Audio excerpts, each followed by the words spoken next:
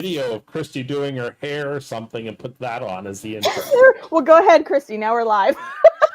Hi, everyone. Hi.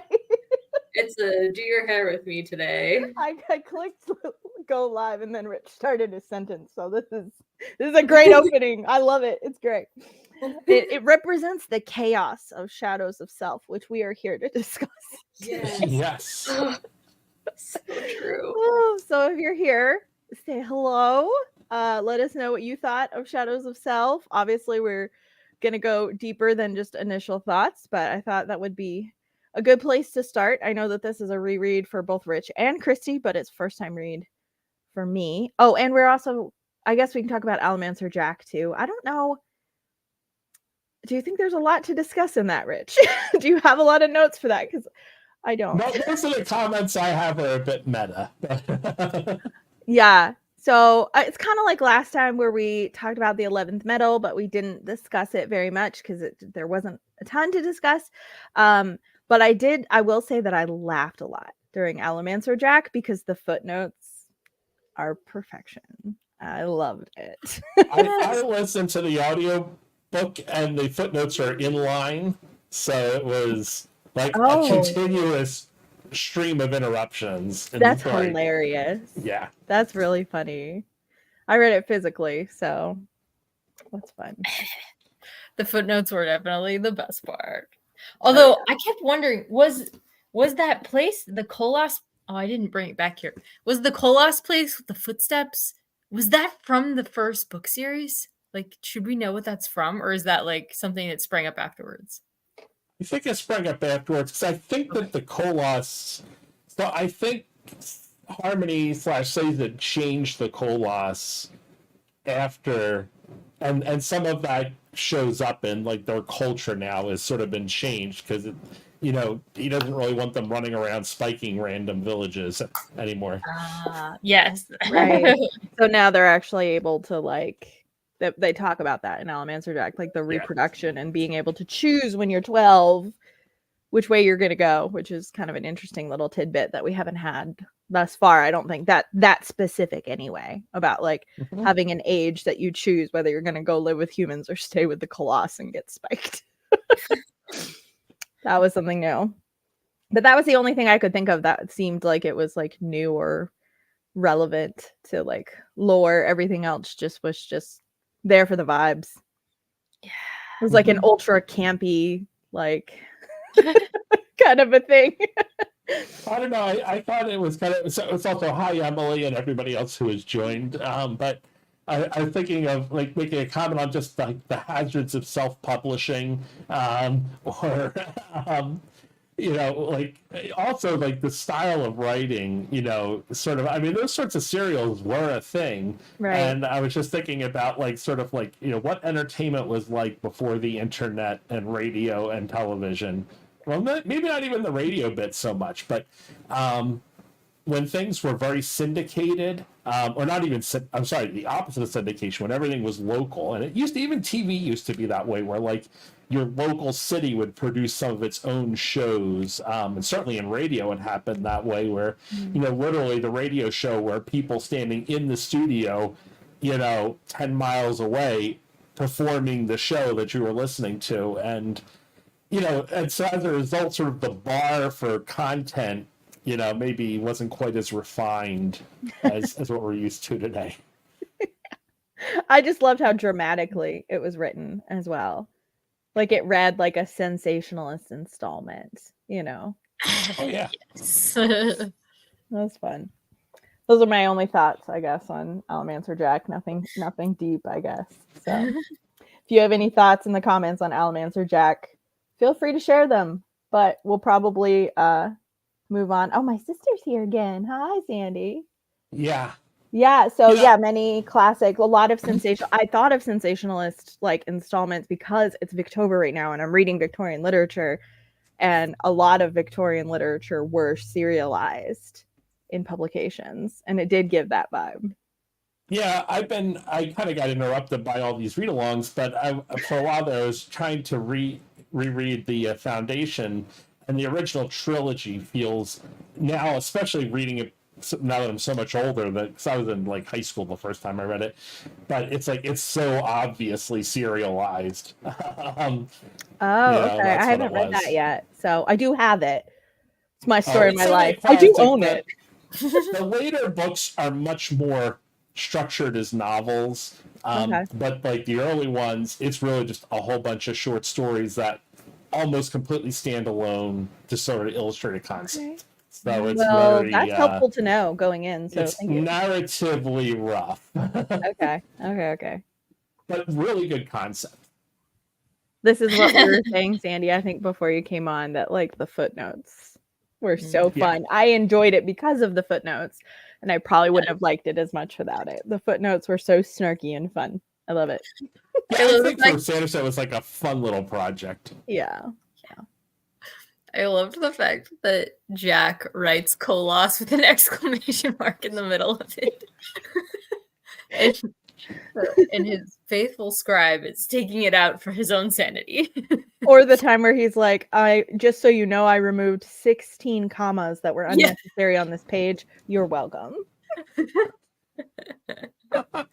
I thought it was just so fun. And then at the end, when they're like, now we can run away. All right, let's go. And he's like, yes, they forgot about me. Like he's still in prison. Like, oh, I forgot about you too. I forgot you were here. Oh, it was a good time. I actually enjoyed it more than I enjoyed the 11th medal because it was just funny and I just laughed a lot. So I was like, this is kind of like, doesn't really matter that much, but it was still fun. So I did like it. Wow, that's a hot take. Well, I thought the 11th medal was kind of pointless. I think I said that last time. That I was like, it didn't really add anything for me. I was just kind of like, I was thinking Alloy of Law. Okay. Oh no, I did not like it more than Alloy of Law. No, no, just more than the other Mistborn novella or short story. Oh yeah, sure. But I'm anticipating to like Secret History Best of the Three because that's the one everyone talks about. So yeah, that'll be later. That will be the last month when we read The Lost Medal. And yeah, you read it after. It's really kind of goes between Bands of Mourning and The Lost Medal. Right. Yeah, I think it says because it's right. I have Arcanum Unbounded, and so Secret History is right after Alamancer Jack, and it said this has major spoilers for Era 1 and minor spoilers for Bands of Mourning. So I was like, oh yeah, that's why we put it where we did. That's good. All right. So Shadows of Self. This is Rich's, I think, favorite of Era 2, right? Is that what you said last time? I would say that both eras, actually. Oh, okay. You would say what? Especially on rereads. Both eras. His favorite out of all the Mistborn books, Era 1 and Era 2. I thought it was just out of Era 2, so even better than Era 1. Wow. I really liked it. I will say I had a little bit of trouble getting into it, but I was feeling kind of like in a reading slump at the time, so that might have something to do with it. But it felt like we bounced so much between Marasi, Wax, and Wayne, even when they're in the same location, that it felt at times a bit choppy for me, especially towards the beginning. But I was not expecting it to get as dark as it did because of Alloy of Law. I was like, all right, it's gonna be a good time. And I was like, oh my, this is so dark. But I really, because everyone talks about Era 1 being really dark and Era 2 being a little more lighthearted. And I was like, this is not lighthearted. But it was so good. I ended up really loving it. So that's my general thoughts. How about you guys? General thoughts? Then we can get into more specifics.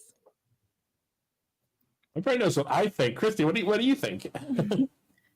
Well, this was my second time reading it, so nothing was a surprise for me. And I had the same trouble with Tiffany this time around where it felt really choppy and I just had trouble following it. And I was reading with eyes on the page, but I would just, so it was, the transitions were there, but I think because it's shorter, Brandon Sanderson doesn't spend as much time.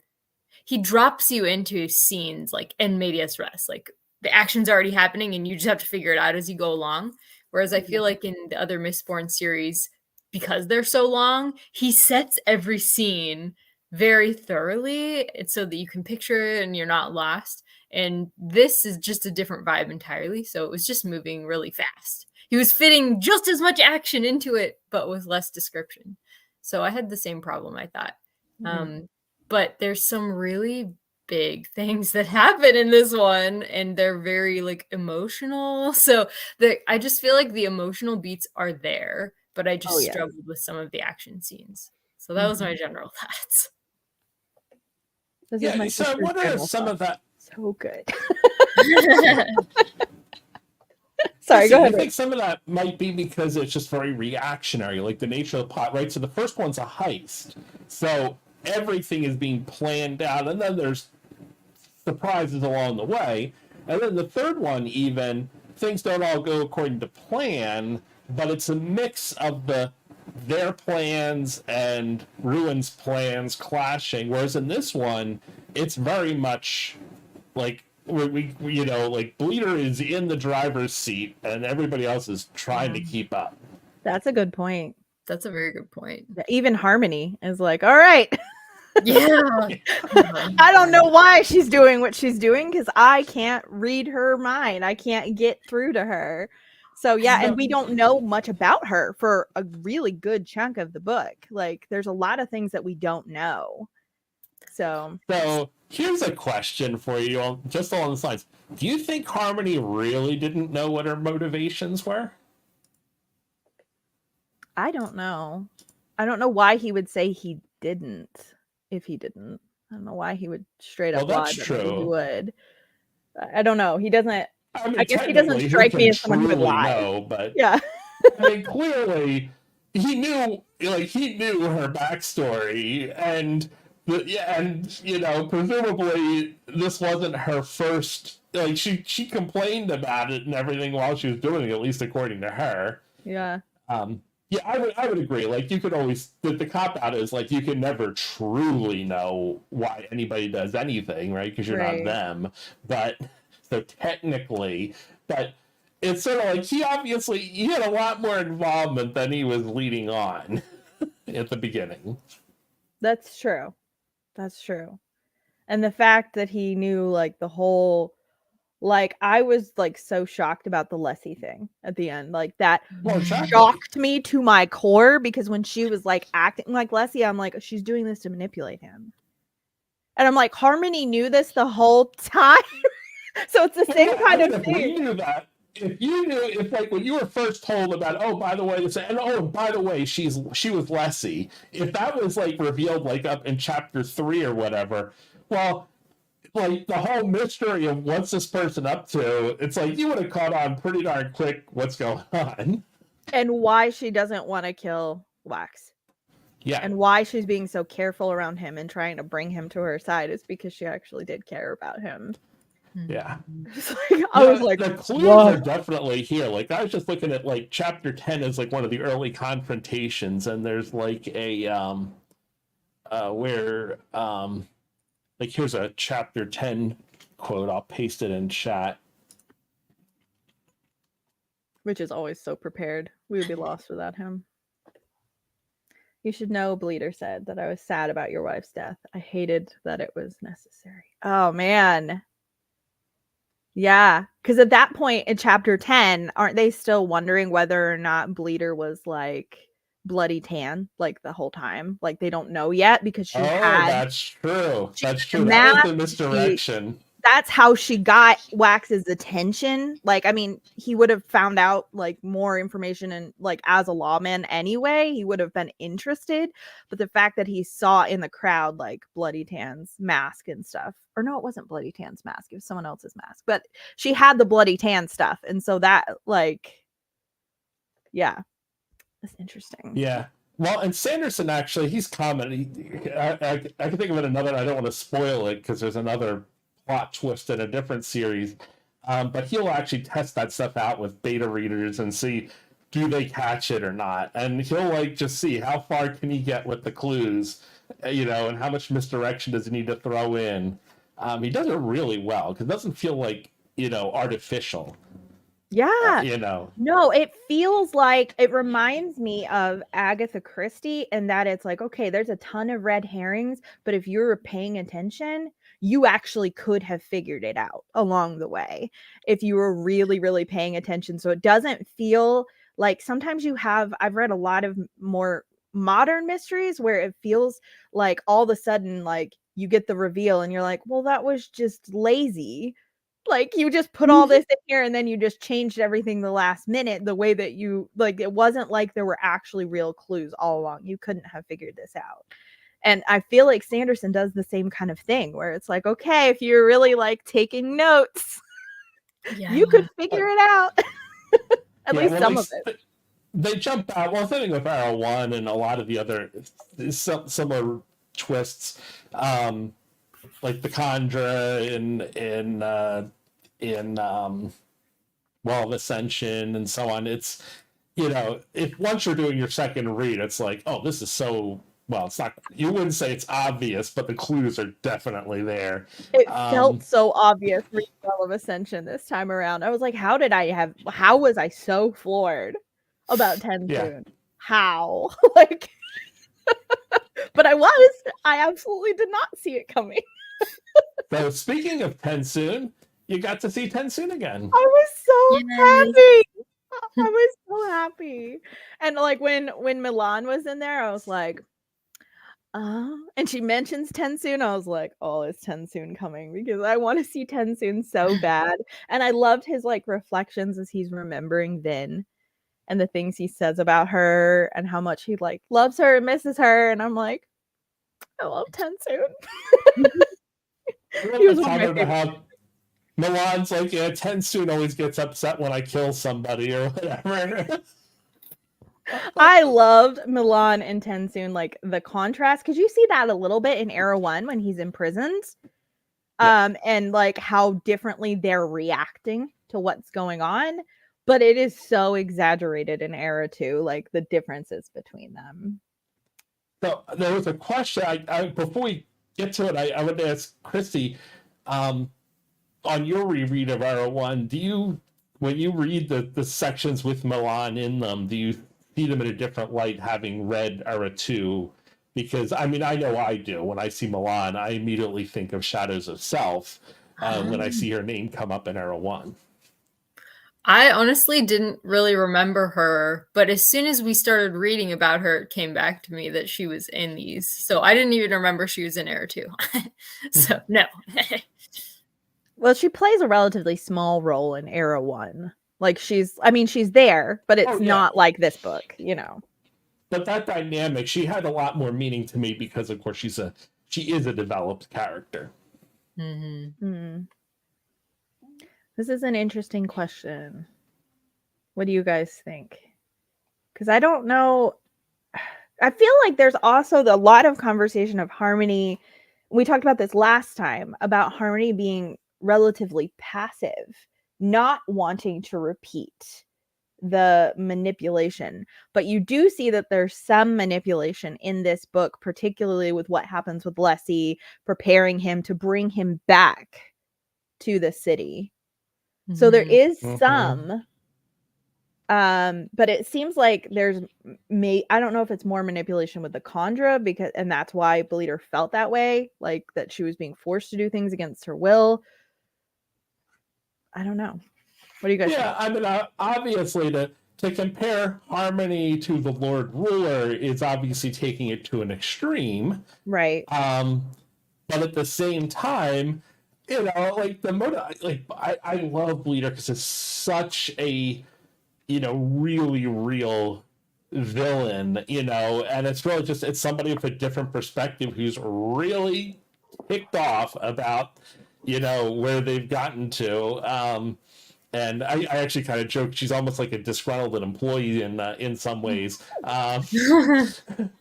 And, you take it a step further and kind of compare Wax almost to a Pinkerton or somebody hired to go after her, but that might be a little uncharitable. But yeah, I mean, I think that there's, she has some pretty scathing opinions about Harmony, and they're not entirely unfounded. I mean, so this is the whole utilitarian dilemma with his, because it's mentioned a couple of times. He's trying to create the most freedom, and he intervenes where he has to try to preserve sort of, the overall, like, he doesn't want to run everybody's lives, but he kind of fiddles where he has to try to keep everything going. Right. And, when you just sort of say that in the abstract, it sort of sounds like, okay, well, that seems reasonable, right? But then when you actually look at the specifics, like, okay, we're going to stage this, making this poor guy a widow, and, so that he'll move on with his life and go over here. It's like, well, gee, that's, and without the consent of either of the individuals involved, it's sort of, well, that's kind of taking it a bit far, but. Yeah. And didn't Bleeder, when they were talking about Bleeder, they said, like, she was the Lord Ruler's most devoted servant as well? Yes. So she wasn't against the Lord Ruler, but Harmony was different than him. So is that why she had more of a beef with Harmony? Because his approach was different? He wasn't trying to control as much, or because he said he wasn't trying to control as much, but he is still manipulating something. So it seems critical. I don't know. Anyone who can't handle Harmony but followed the Lord Ruler, I question their decision making. Well, you can question a lot of leaders. So she frames it in a morality, as a moral thing, but there's also the very personal thing. Like, this was somebody she loved. Right. This wasn't just like some random, destroy this village of strangers job or whatever. This was, she fell in love with Wax, and she does, or somewhere along the lines, it is stated that this wasn't, her marrying Wax was not part of the original plan. That was her idea, right.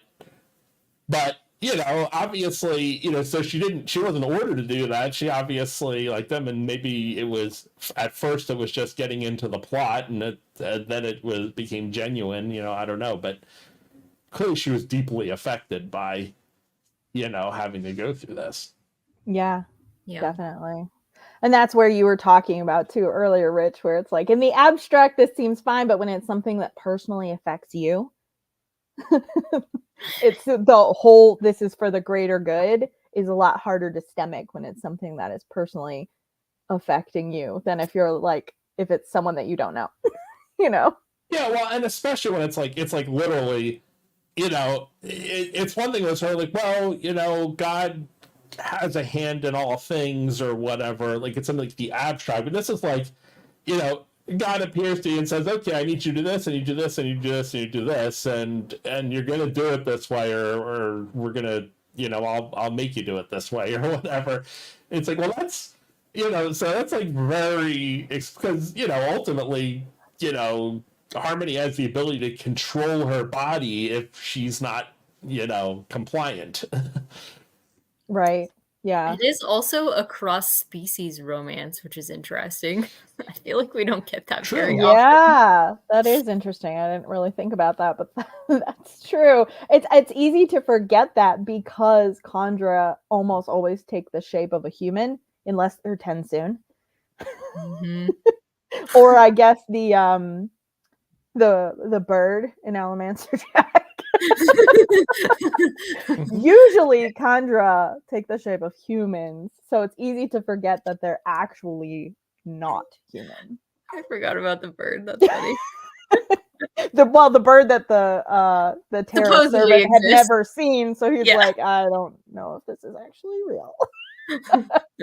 Yeah.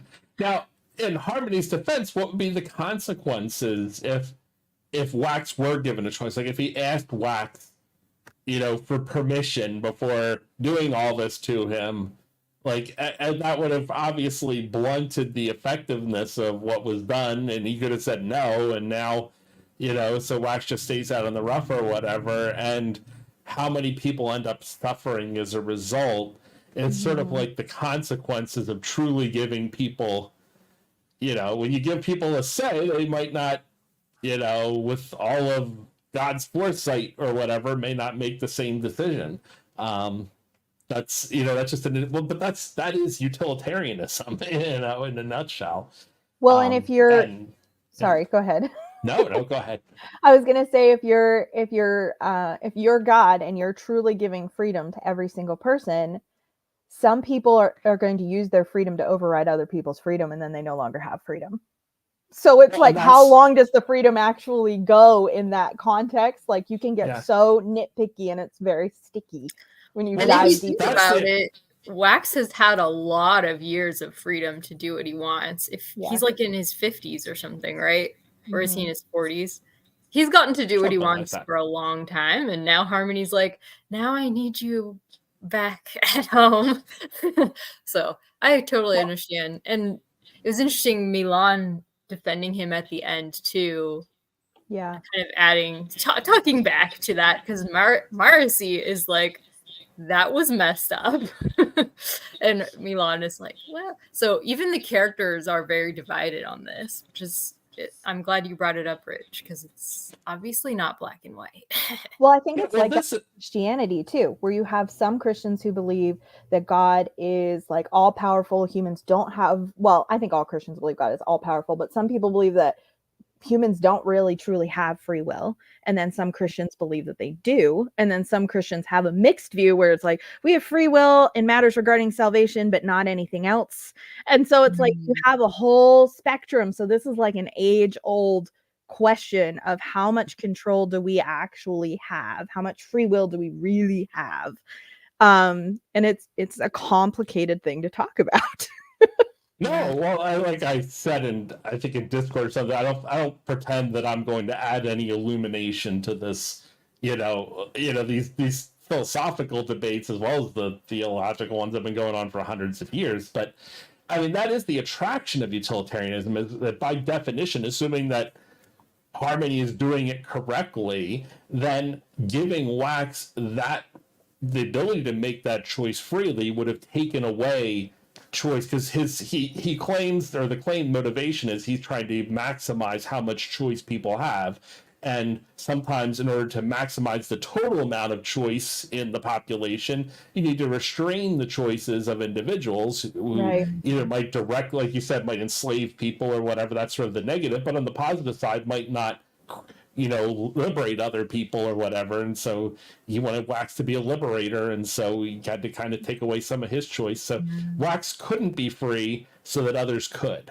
And in theory, that's always the classic utilitarianism thing, like the needs of the many versus the needs of the few. And the trolley problem and all those.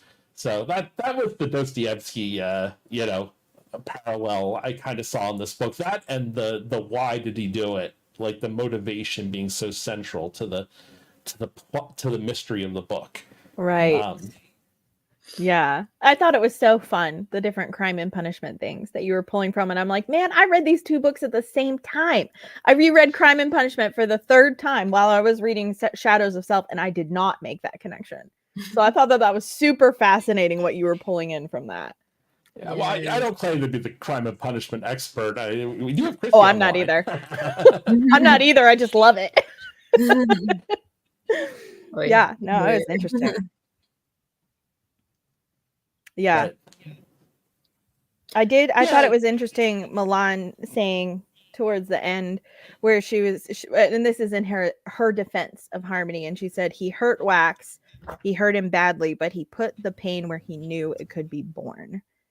Yeah. Like, this wasn't intended to be needless and unnecessary suffering, and he knew he would be able to handle it and come out stronger. So does that make it as cruel as opposed to someone who couldn't handle the pressures and the pain he was given? Again, that's like a very like moralistic age-old question as well. Yes. That people come on every side of that as well. So, but I just thought that was really interesting. He put the pain where he knew it could be born. So, yeah. Although it's also very interesting to see that Milan has to give that speech and not Harmony. It's sort of like, in some sense, like there is is there accountability for Harmony? Like, now, granted, to some extent, by the end, I don't think Wax is putting in his earring, so maybe, so he can't hear from him. Yeah. Harmony Yeah. is not getting a voice anymore. I don't know if we'll hear from Harmony again for a while. Yeah. I always love the Harmony scenes because I feel like Harmony version of Says It hits different Oh yeah. than For just sure. Says It. Mhm. He has a lot more control over things now Yeah. than he did. So Yeah. that last scene that I think that you were just quoting from it, Tiffany, is like so good. The whole the epilogue. Wow. I have so many quotes just from that epilogue. Because we get the new metal, we get this argument between Marcy and Milan, Mhm. and that we get that it's another god who's fighting Harmony, and we get the ending with Wax and Steris. I That was loved like, that ending. That yeah. ending just was like my heart. I was like, oh, Yeah. it makes me love Steris even more. Yes. You realize what all this has done to Waxillium, right? He'll weather it. Shouldn't have to. And what would you have Harmony do, woman? Give us all the answers, lead us by the nose, like Palm swore that he did, turn us all into pieces on a board for his amusement. That's an interesting argument as well. That is a really interesting, because the argument is, and in some sense you could argue whether to choose to act or not act. I mean, that is like the I don't know if everybody knows what the trolley problem is, but that's actually one of the dilemmas of the trolley problem is both. It's still a choice whether you choose to act or you choose to withhold action you could take. It's still a choice you're making that's going to influence the future. Right. Like, can a god be a passive bystander? Yeah, because inaction is still action to an extent. It still affects everything around you. That's so true. I agree with this so much. I love, like, it's such a good story, but there's so much depth to discuss. And Sanderson is never like, and we talked about this a lot with Arrow 1. Sanderson is never like, this is the answer. He's like, whichever way you play this out, there's going to be issues either way. We don't live in a perfect world, so either solution is gonna have things, and so I feel like I don't know, that's what I love about him, is I don't necessarily feel like he's like, this is it, he doesn't hand it to you. There's like discussion to have Yes. about either way, and I love that about him. I think that's what the best fiction does. It doesn't put all this energy just into making one argument. It raises all kinds of questions to make you think. Nonfiction is about sending a message. Fiction is about making you think about life. Yeah. The good fiction has like exploration, and it's not one-sided. And I love that when it feels more balanced. It feels less preachy that way to me. Yeah. Because it doesn't feel like absolutely. I only have one aim here. So I've read a lot of modern fiction where it feels like I had this aim that I wanted to achieve, and then I wrote a story to drive it home. And it often feels very preachy because it feels like it's only this one side. And it feels more well-rounded if you give nuance to it rather than this is the way. So even if you think this is the way, there's still nuance within that way. And so it feels better when it's balanced. Lots of Steris love. Yes. Yeah. Well, that's always interesting. So, Tiffany, did you love Steris in book 1? I didn't love her. I thought she was funny. But I was like, yeah, Steris is cool, I guess. But I feel like we didn't see her, like, hardly at all. And we honestly don't see her in this book either. Because, and I feel, but I feel for Steris because she talks about, like, oh, she's talking to Wax or Wayne, and she's like, there he goes again. Yeah. He's so mean left to her. Yeah. He's just like, he's gone, and she's like, this is what I'm committing to, is just getting his leftovers. And I was like, ooh, it's true. Yeah. Yes. That scene. totally. Oh yeah. Yeah. Mm-hmm. Well, you have to acknowledge, I think, I mean, I get that everybody has an opinion, and often for very, very, important reasons. We have the values and opinions we do. But to recognize a lot of these debates, like utilitarianism, I mean, I'm sure you can find even going back to the Greeks arguments about it, and like the modern ones go back to like what, the 1600s or something like that. And I mean, it's not like, oh, today everybody's all lined up and we all clearly agree about it. Like you even mentioned in Reformed or non-Reformed Christian theology or whatever. Like people will argue that all day. It's these are problems that go back hundreds of years, and they can be interesting to explore and think about, but you can't, it's kind of arrogant to say that you're just gonna like, oh well, I got it all solved. Yeah, I think we have these arguments because we're trying to understand things that maybe we can't, and so we feel better if we have an answer to the great problems of the universe. But as humans, can we? That feels pretty arrogant to be like, as this one solitary human, I have all the answers. No, you don't.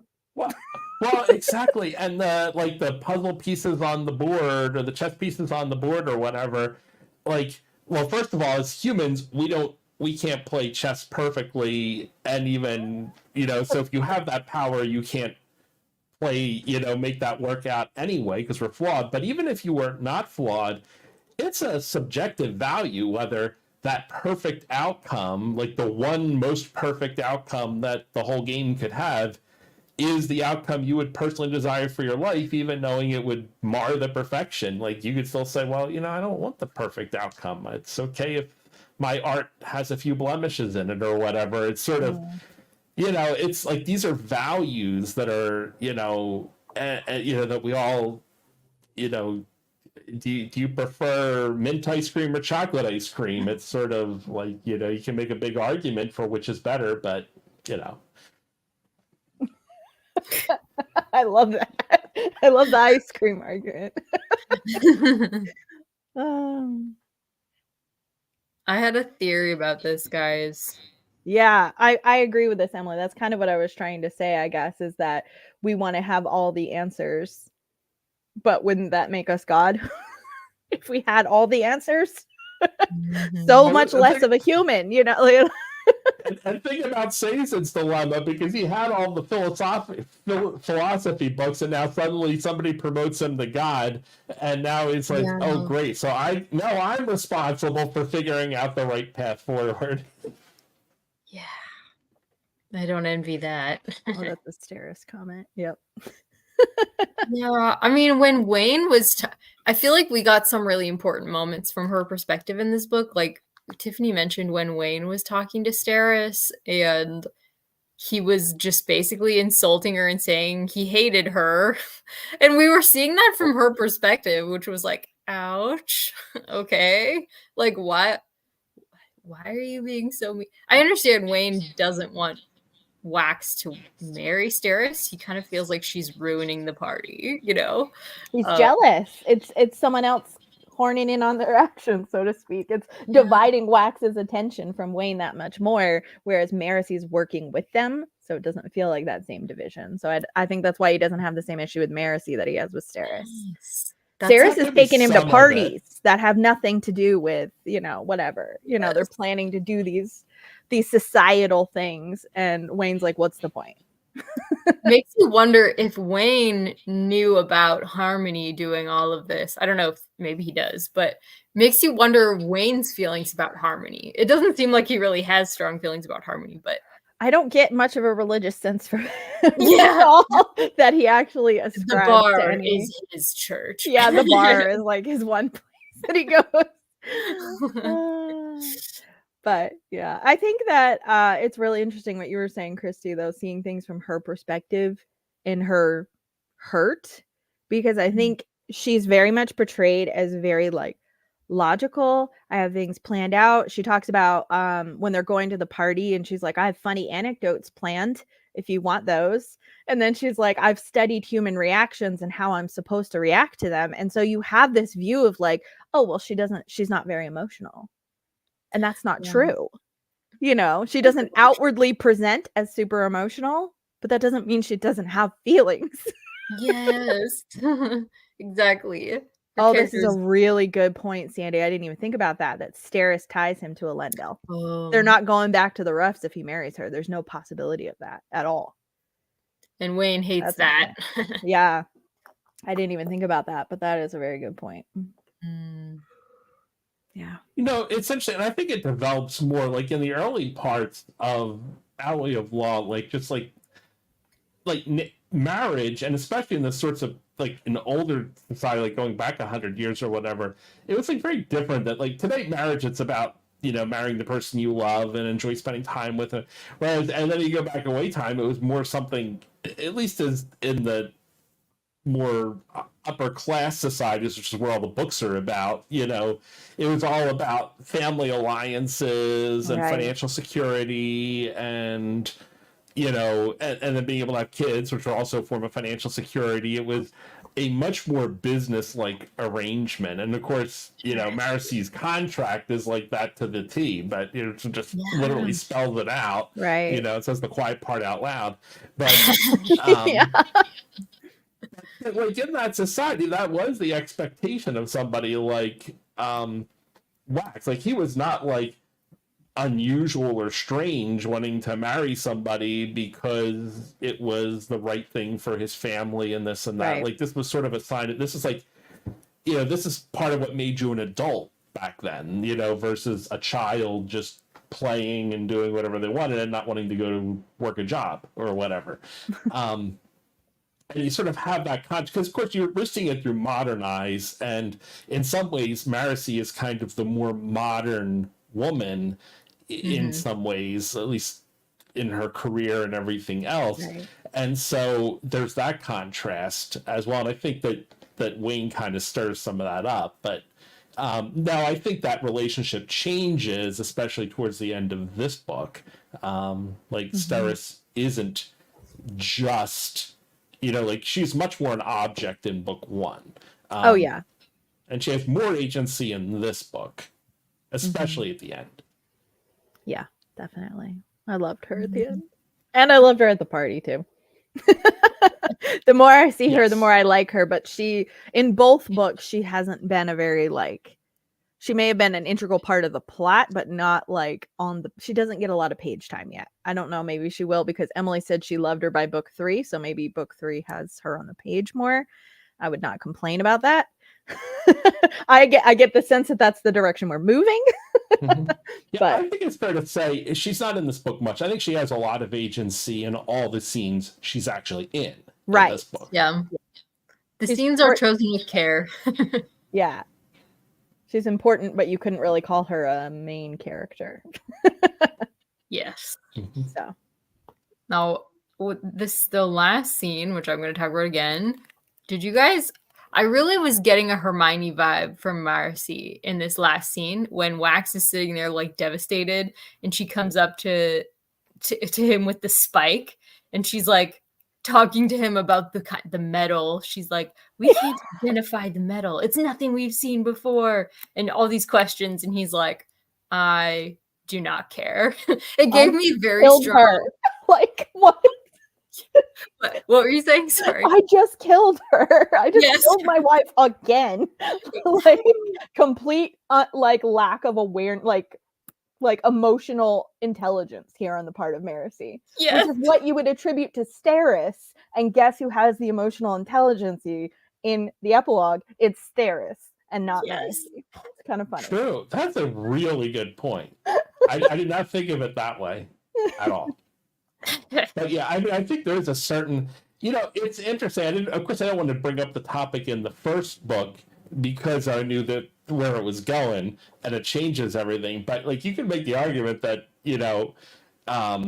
Bleeder is very much a fridged character in Alloy of Law, which of course back when this was written was probably not as much of something on people's minds. But it's very interesting. Somebody would try to write these novels now. That would be a very difficult thing to introduce, and because she's kind of a throwaway, and that book was originally intended to be standalone.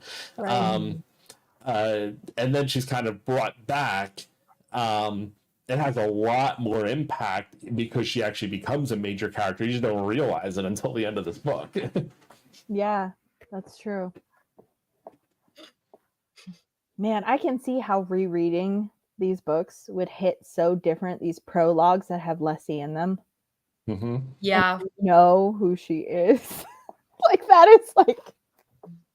Yeah. I'm surprised Rich didn't have that smile on his face more when I talked about Leslie last time. Oh, no. I mean, this is sort of, I love this book so much, I could not, I would not want to spoil it at all. Oh, no, you've never spoiled anything, but sometimes there's been a few times where I've said something and you just get a look on your face. I'm like, okay, the answer's coming. Got it. Mhm. It's never spoilery. You haven't spoiled anything for me. Yeah, but with Leslie, it's very much one of those things where just to even hint that they're, because she's a dead character, how could she have any future? Yeah. At Fascinating. least they didn't put her on the front of the cover. Yeah. Yeah, good job, guys. I feel like it was an interesting choice because this is, we assume, Marcy and Wax. And like in any other book, you would be like, couple. But not in this series. Brandon Sanderson breaking expectations once again. Mm-hmm. Yeah, well, now I'm not rooting for Marcy and Wax together as much anymore. I'm like, yeah, no. That's gone. I love Wax and Steris now. I mean, it's still, I guess you never know how it could go, but you know, with Sanderson, but I really like Steris a lot. It's my love for her is increasing because she was just kind of funny in the last book, and that was all she was to me. It's just a funny side character that's quirky, you know, but it's a lot more emotional. It does make you wonder about, because I do wonder, I don't know that much about Mormon marriages, but I feel like this is a different take on marriage than you'll usually see in a book. You'll usually see the romantic version where it's like, marry who you have feelings for, and you know, stuff like that. And that's obviously not how this series is going, but they do develop feelings for each other in the sense that they understand each other more and more. And so you kind of wonder if it's making us, because I bet there's a lot of readers who are reading this from cultures where arranged marriage is more common, you know, and he might be trying to sort of appeal to that very adult version of like considering it the parents arranging the couple. You know, obviously it's not the parents arranging it here, but it's more like that than, say, marrying Leslie was, or marrying Marcy would have been. You know, I think it's a much, in a lot of ways, a more mature view of marriage and sort of what makes a marriage work or not work.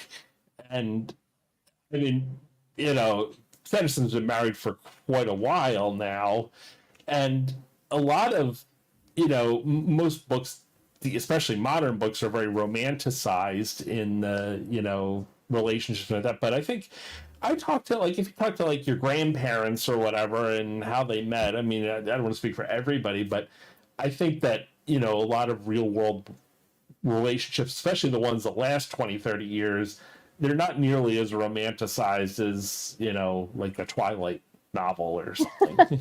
Yeah. Yeah, no, well, and I think most romantic books, they culminate when they get together.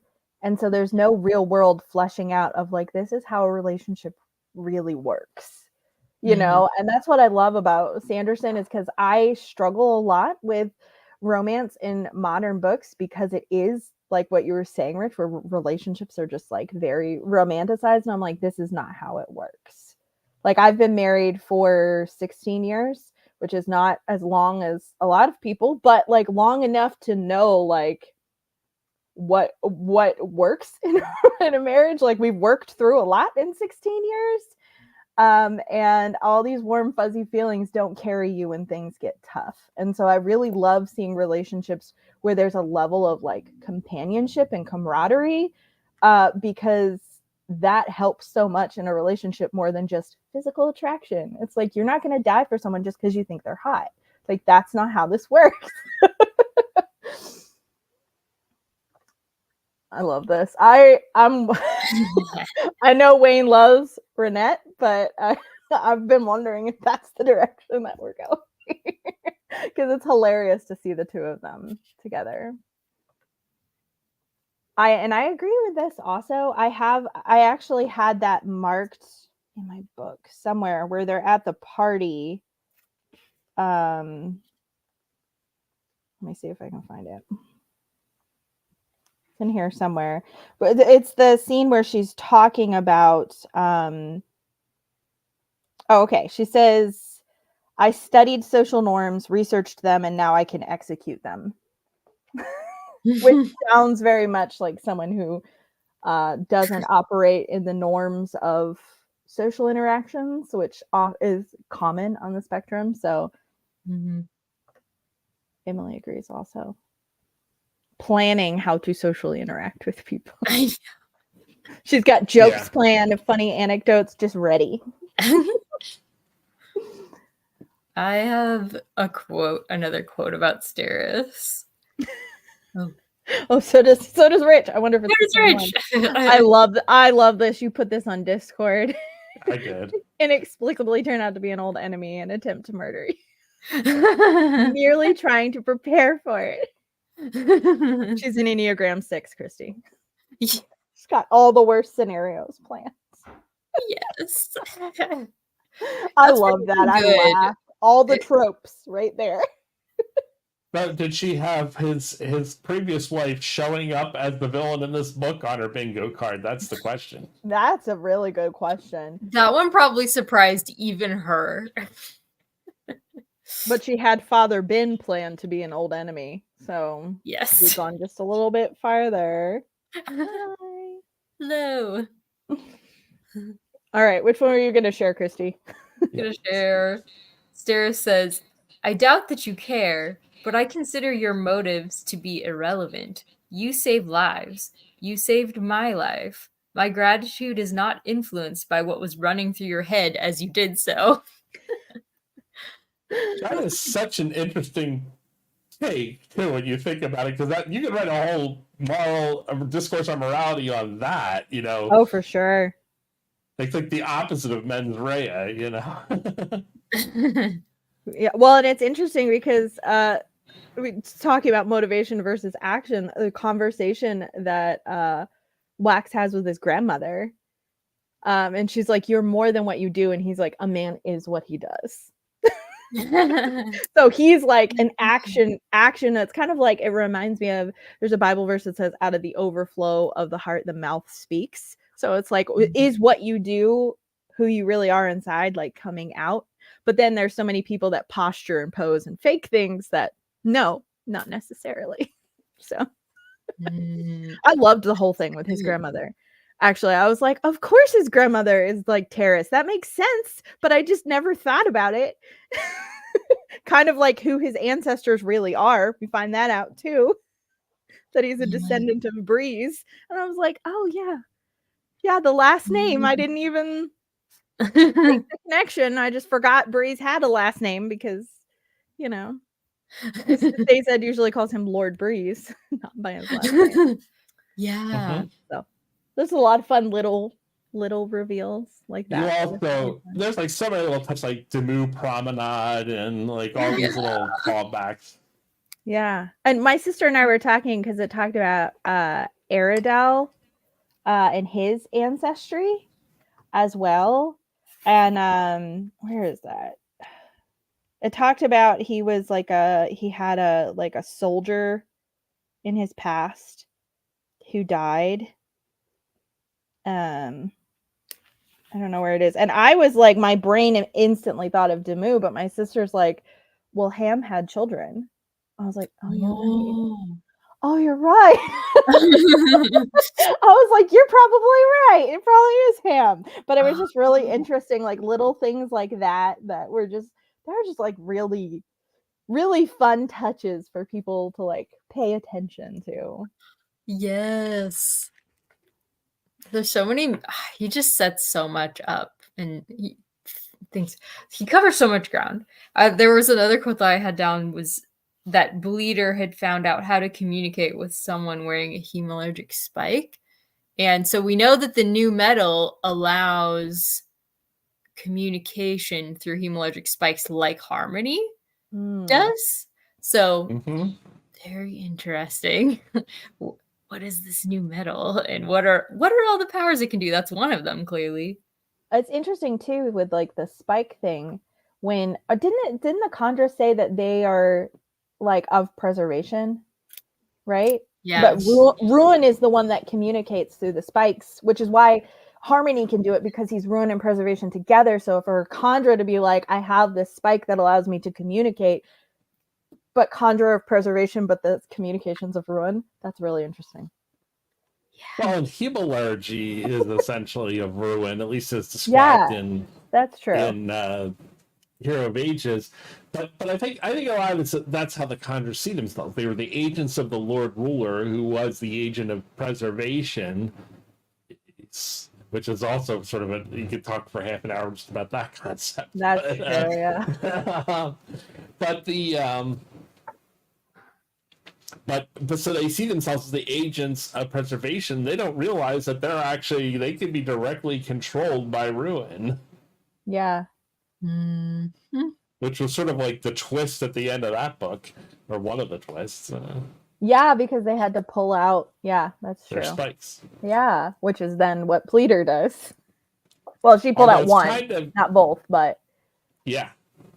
Yeah, and that was so it actually happens two ways, because right, so they anticipated it, like having the resolution or whatever in Hero of Ages, but the other thing in this book, the other thing it's revealed is like they now have the ability to choose to kill themselves, which is what Bleeder decides to do, rather than becoming controlled by Harmony again. Yes, that was. Yeah, I didn't remember exactly how all that went down. That was really interesting. That's what she chose. Yeah, no, it was definitely a give me liberty or give me death sort of thing. Yeah. That really makes you see her perspective more, that she would literally choose to die rather than go back to Harmony. Very interesting. The Sander Lanch was impeccable in this book. It was crazy. It was... Yeah, so much happened. Yeah, well, and it turns out she was the mayor all along. Yes! I know. I didn't remember that either. So I guess there was some surprises as I was reading it. It's like, oh. I'd forgotten that too. That's like one of those details. I of course remembered that she was Leslie, but I did not remember that. That's like a really memorable thing, I think, when you go back. Even 4 years after listening to this once on audio, I could remember that. Yeah, she was literally playing both sides.